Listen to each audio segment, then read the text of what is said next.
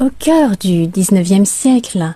dans le tourbillon de New York, une ville en pleine effervescence, où les immeubles de briques rouges côtoyaient les avenues boueuses et les fiacres brinque-ballants, vivait une jeune femme nommée Lily Beaumont.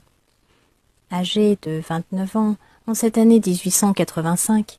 Lily était une créature d'une beauté saisissante, une déesse incarnée dont la peau de porcelaine capturait la lumière comme un pétale de rose sous la rosée du matin. Irradiant une luminescence qui faisait pâlir les étoiles, ses cheveux, d'un blond cendré, cascadaient en boucles sophistiquées, encadrant un visage aux traits délicats. Ses yeux bleus profonds comme les abysses de l'océan Atlantique étaient emplis d'une étincelle de mystère et de passion contenue, un feu intérieur qui promettait des tempêtes d'amour inoubliables. Issue d'une famille aisée, mais non aristocratique, elle avait reçu une éducation raffinée dans les meilleurs pensionnats de la côte Est, apprenant le français, la musique et l'art de la conversation.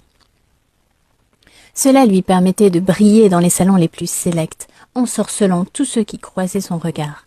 Sa mère, une veuve au tempérament romantique, qui lisait Madame de Lafayette et Madame de Scudéry en français, lui rappelait, avec une tendresse mêlée d'ambition et de rêves inassouvis: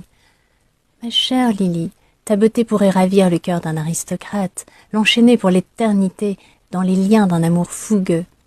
Ne te contente pas de moins que les sommets de la société, car l'amour véritable est un feu dévorant qui consume les âmes et élève les cœurs au-delà des cieux, un tourbillon de passion qui fait trembler la terre elle-même. » Ces mots avaient allumé en Lily un brasier ardent, un rêve obsédant de s'élever parmi l'aristocratie new-yorkaise, ces familles opulentes qui organisaient des bals somptueux dans leurs hôtels particuliers de la 5e avenue,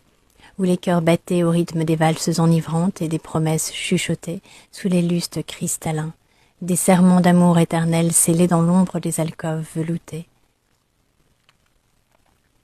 Imbue d'elle-même et d'une émancipation qui la distinguait des jeunes filles de son époque, Lily passait ses soirées à flirter avec une audace calculée, une sensualité voilée qui enflammait les imaginations des beaux.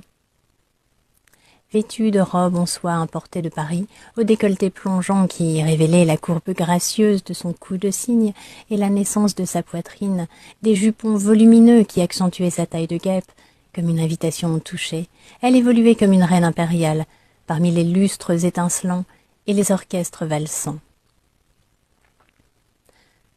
Son parfum de lavande et de vanille laissait un sillage envoûtant, un nectar aphrodisiaque qui faisait chavirer les sens.